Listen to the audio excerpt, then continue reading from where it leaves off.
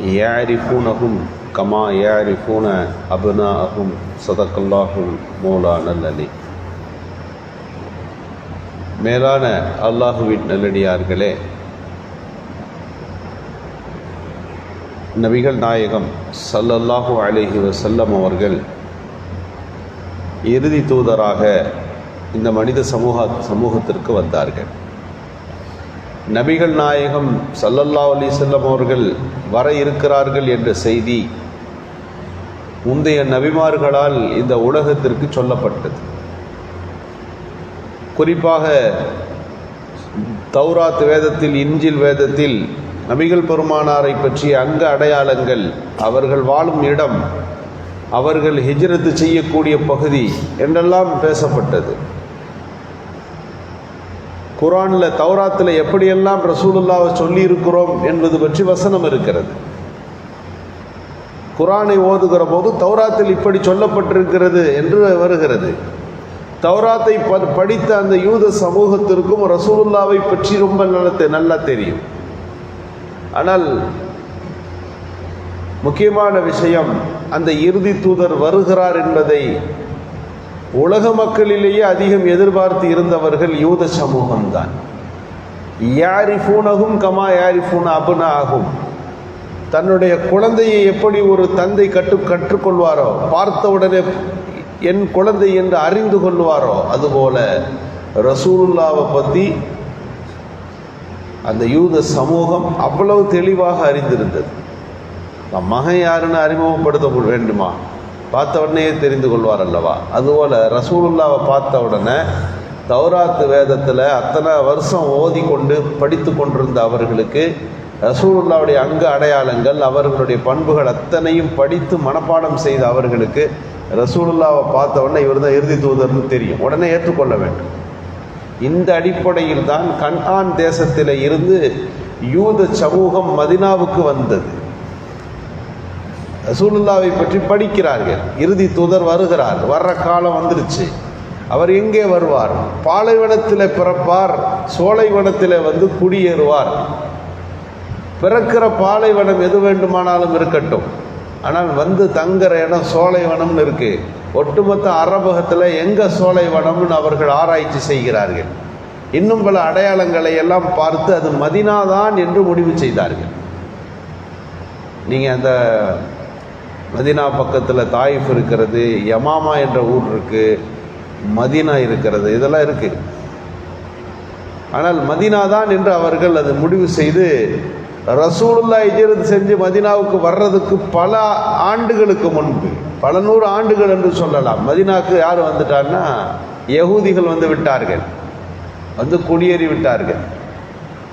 கன்ஆன் என்பது பாலஸ்தீனில் இருக்குது. பாலஸ்தீனில் இருந்து இந்த பகுதிக்கு வந்து அவர்கள் குடியேறுகிறார்கள். பெருமானாரை வரவேற்று காத்து கொண்டிருக்கிறார்கள். பொதுவாக ஒரு ஊரில் அவங்க இருக்க மாட்டாங்க. நாடு அற்றவர்கள் அவர்களுக்கு பேர், தேசம் இல்லாதவர்கள்னு பேர். முதல்ல அவர்கள் பாலஸ்தீனில் நல்லா வாழ்ந்தாங்க. அப்புறம் எகிப்து போய் அவர்கள் கோல வச்சினார்கள். இருந்தாலும் எல்லா இடத்திலும் விரட்டி அடிக்கப்பட்டார்கள். என்ன காரணம்னா, போகிற இடத்துல முதல்ல ஒரு பிஸ்னஸ் ஆரம்பிக்கிறது, வட்டி தொழில் ஆரம்பிப்பாங்க.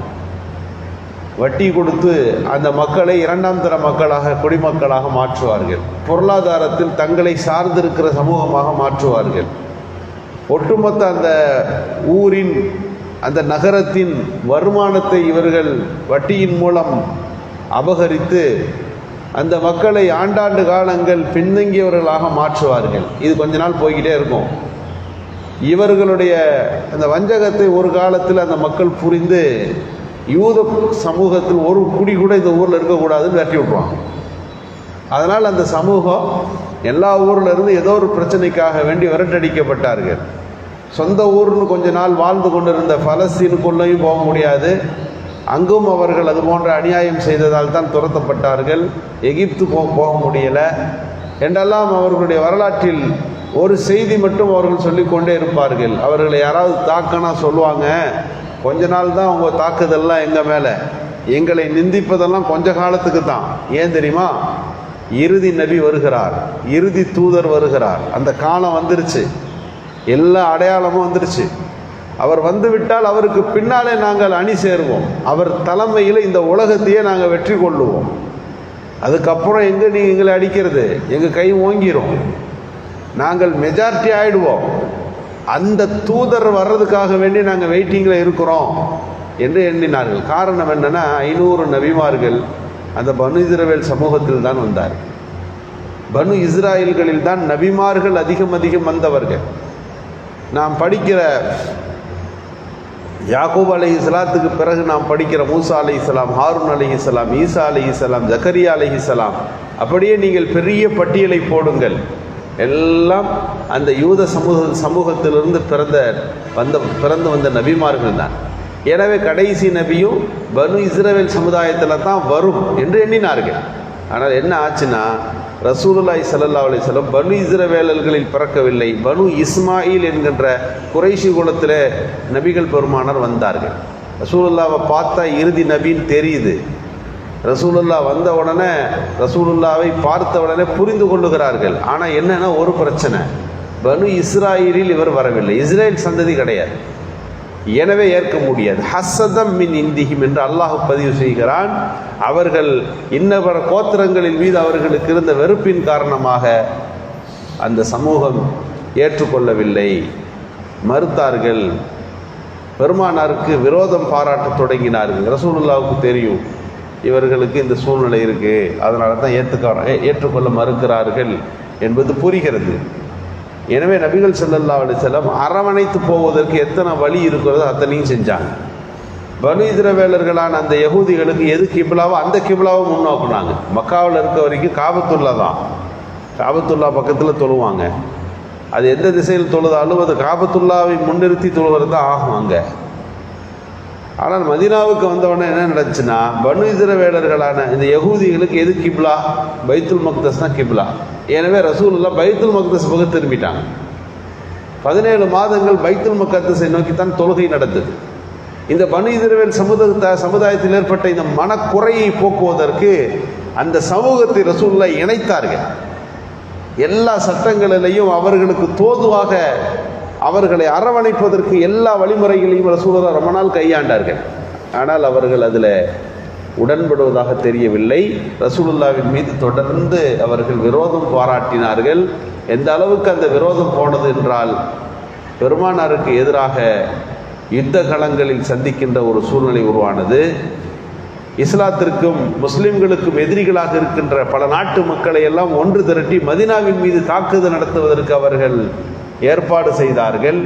அப்படி தாக்க வந்தவர்களுக்கு இவர்கள் உள்ளூரில் இருந்து உதவி செய்தார்கள். எனவே நபி அவர்கள் மதீனாவில் இருந்த 3 யூத குடிகளை மதீனாவிலிருந்து அப்புறப்படுத்தினார்கள்.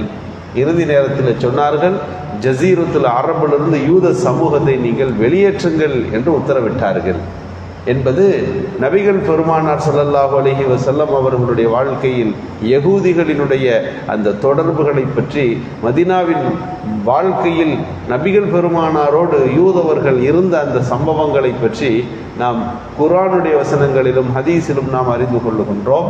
இப்படித்தான் நபிகள் பெருமானாரிடமிருந்து அந்த சமூகம் தூரமானது, இஸ்லாத்திற்கு விரோதமாக ஆனது. அன்று தொடக்கம் இன்று வரை அவர்கள் மூலம் ஏற்படக்கூடிய பல்வேறு சூழ்ச்சிகளை நாம் பார்த்து கொண்டிருக்கிறோம். அல்லாஹ் சுப்ஹானஹு வ தஆலா அந்த யூத சமூகத்தினுடைய சூழ்ச்சிகளில் இருந்து இந்த சமூகத்தை மீட்டெடுப்பானாக. சுப்ஹானல்லாஹ்.